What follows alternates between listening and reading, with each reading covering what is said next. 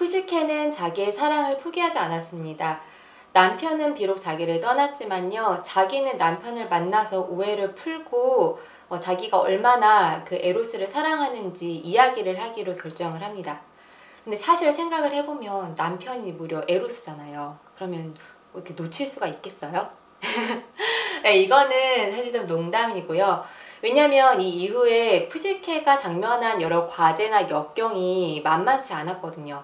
그러니까 푸시케는 심지어 지금 남편이 어디 있는지도 모르잖아요. 그래서 푸시케 입장에서는 이 사랑을 이어가고자 굉장히 그 인생을 건 어떤 베팅을 한 거라고 할 수 있습니다. 그리고 또 하나의 가장 큰 문제는요, 바로 아프로디테 여신이죠. 이 아프로디테 여신이 안 그래도 푸시케를 싫어하는데, 그래서 자기 아들을 이 푸시케를 망치라고 보냈더니 거기에 가서 사랑에 빠져가지고 자기를 속이고 사랑을 하고 있었고요. 이것도 화가 나는데 더군다나 자기 아들이 지금 푸시케에게 몸에도 상처 입고 마음에도 상처 입고 돌아왔단 말이에요. 그러니까 안 그래도 질투를 했는데 여기에 이제 분노감까지 사로잡히게 된 거죠. 그래서 아프로디테는 이 푸시케에게 몇 가지 과제를 내주기로 하고요. 이 푸시케는 그 과제에 응하기로 하고 이 푸시케의 고난이 시작이 됩니다. 우선 첫 번째 과제는요, 이 곡식들의 나달이 있는데 이거를 분류를 하는 거였어요. 그러니까 창고에 갔더니 무슨 보리, 수수, 기장, 조, 콩 이러한 나달들이 산더미처럼 쌓여 있는 거예요. 그런데 우리가 그 쌀만 봐도 알지만 알이 엄청 작잖아요. 그런데 이거를 그 종류별로 해가 지기 전까지 분류를 해놔라 라는 과제를 내준 거죠. 근데 아무리 생각해도 이거는 인간으로서는 할 수가 없는 불가능한 과제인 거예요. 그래서 푸시케는 절망감에 사로잡혀 있었는데요. 이때 이 푸시케를 불쌍하게 여긴 개미떼들이 등장을 합니다. 그래서 이 개미떼들이 이 나달 옮기는 거를 도와줘서 이 푸시케는 이 과제를 저녁에 아프로디테가 오기 전까지 다 마무리 지을 수가 있었습니다. 이러다 보니까 이 아프로디테는 조금 더 위험한 과제를 내주는데요. 이번에 두 번째 과제는 이 강 건너편에 가면 사나운 양들이 있는데 그 양들의 황금 양털을 가져오라는 과제를 내줍니다. 이번에도 푸시케는 고민을 하는데요. 이게 문제가 이 양들이 순하지가 않고 되게 사납기 때문에요. 인간이 다가가면 들이받으려고 하고 사람을 해치려고 한단 말이에요. 그래서 또 고민에 빠져 있고 또 절망하고 있는데 이번에는 강가에 있는 푸른 갈대가 어떻게 과제를 할 수 있는지 몇 가지 팁을 주게 됩니다. 이 갈대가 말하기를 양들이 해질녘이 되면 이 강가 근처로 와서 쉰다는 거예요. 그럼 이 강가 근처에는 덤불이 있는데 양들이 쉴 때 그 덤불에 양털이 이렇게 조금씩 남는다는 거죠. 그러니까 굳이 양털을 깎을 필요 없이 좀 기다리다가 그 양털을 모아서 돌아가면 된다고 알려줬고 이래서 이 푸시케는 두 번째 과제도 수월하게 해결할 수 있었습니다. 상황이 이렇게 되다 보니까요. 아프로디테 여신은 세 번째 과제로 아주 특단의 방안을 내놓게 되는데요. 왜냐하면 지금까지 보셨듯이 사실 이 과제가 인간인 푸시케가 할 수 있는 것들이 아니거든요. 그러니까 이 말은 제발 내 아들에게서 떨어져라 라는 그러한 의미라고 할 수 있는데요. 그러다 보니까 세 번째에는 어떤 과제를 냈냐면 바로 지하 세계로 가서 페르세포네의 아름다움을 받아오라는 과제를 냈습니다. 근데 우리가 이 지하 세계는 뭐 신들은 불멸의 존재니까 상관이 없지만요. 인간은 이제 죽은 자만이 갈 수 있는 곳이 이 지하 세계란 말이죠. 그러니까 이 말은 아프로디테가 너 우리 아들이랑 이제 떨어지든지 아니면 죽든지 선택을 해 라는 이러한 메시지를 던진 거라고 할 수가 있어요. 그래서 이번에는 정말로 이 푸시케가 깊은 고민에 빠졌는데요. 이 푸시케는 그럼에도 불구하고 자기의 사랑을 계속 이어가 보기로 합니다. 그래서 높은 탑으로 올라가는데요. 그러니까 일단은 내가 죽은 자가 되어야 이 과제를 수행할 수 있다고 생각을 한 거예요. 그래서 이 탑 위에서 떨어지려고 하는데 이때도 마침 또 신비로운 목소리가 들려옵니다. 이 목소리가 어떻게 하면 인간인데도 지하세계에 갈 수 있는지, 그리고 지하 세계에 가서 페르세포네를 만나기까지 여러 관문들을 통과를 해야 하는데 이 관문을 어떻게 통과할 수 있는지를 알려줍니다. 이 덕분에 이 푸시케는 세 번째 과제도 무사히 마무리할 수 있었습니다. 지금까지 이 과제에서 살펴보면 이 푸시케에게 늘 어떤 신비로운 힘이 다가와서 도와줬다는 걸 알 수가 있어요. 사실 이거는 지금 에로스가 보이지 않는 곳에서 도와주고 있었던 거거든요. 그러니까 에로스가 이 푸시케에게 실망을 해서 어떻게 홧김에 떠나긴 했지만 에로스도 여전히 푸시케를 사랑하고 있었고, 더군다나 푸시케가 지금 자기를 이제 사랑해서 자기에게 다가오려고 하고 있잖아요. 그래서 계속 도움을 준 거였고요. 그러니까 이 둘은 자기들도 모르게 자기들에게 닥친 이 사랑의 시련과 역경을 힘을 합쳐서 같이 해결해 나가면서 더 사랑이 단단해지고 있었다고 할 수 있습니다. 근데 문제는요, 푸시케가 또 호기심이 발동을 합니다. 이건 어떻게 보면 인간의 한계라고 할 수도 있어요. 그래서 푸시케는 이제 돌아오는 길에 이 아름다움이 든 상자를 열어보고 마는데요. 근데 여기에는 나름의 이유가 있었어요. 이 푸시케가 세 번째 과제까지 하고 나니까 이제 조금 있으면 남편인 에로스를 만날 수 있겠구나.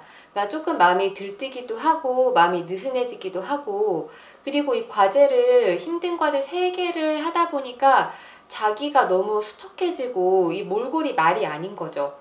근데 이 상자 속에 있는 아름다움은 많이 들었을 테니까 거기에서 내가 조금만 빼다 써도 괜찮지 않을까? 이런 생각에 이 상자를 열게 되었는데요. 근데 문제는 이 상자에는 아름다움이 아니라 깊은 잠이 들어 있었습니다. 그래서 이 상자를 열고 푸시케는 깊은 잠에 빠져들게 되었어요.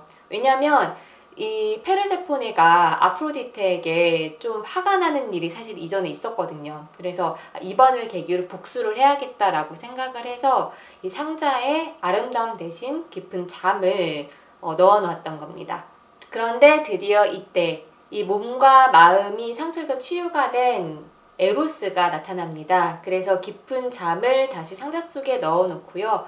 잠에서 깨어난 푸시케는 이 에로스와 재회를 하게 되는데요. 저는 이 장면이 아주 인상 깊었습니다. 왜냐면 이 에로스가 예전 같았으면 이 푸시케가 약속을 지키지 않았다고 생각을 하면서 멀리했을 거란 말이죠. 그런데 우리가 사랑은 그 사람을 있는 그대로 인정하는 거라고 하잖아요. 그러니까 그 사이에 에로스도 성숙해서요. 이 푸시케가 가지고 있는 한계를 수용을 하고 그 한계를 막 매몰차게 대하기보단 내가 그거를 인정하고 보듬어야겠다라고 생각을 한 장면이 바로 이게 아닌가 싶었어요.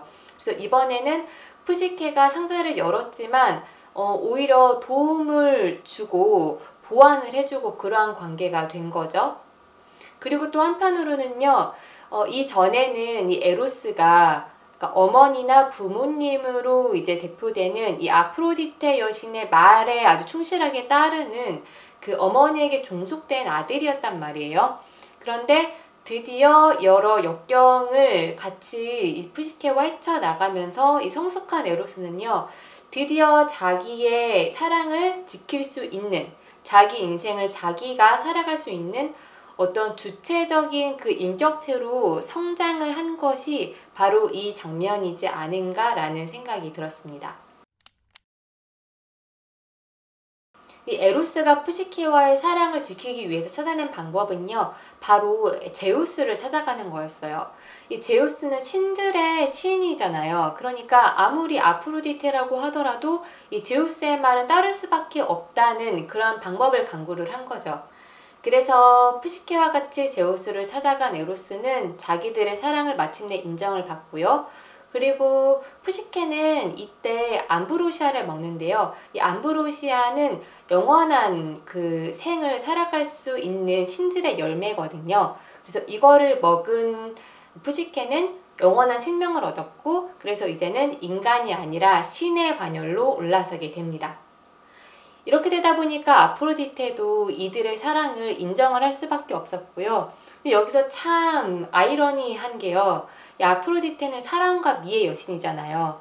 그러니까 사랑을 많이 하라고 장려하고 권장하고 이래야 하는 여신이고, 그리고 심지어 본인도 남편인 헤파이스토스가 있지만 그러니까 많은 신들과 연문을 뿌리고 막 불륜도 저지르고 이러한 본인이란 말이죠.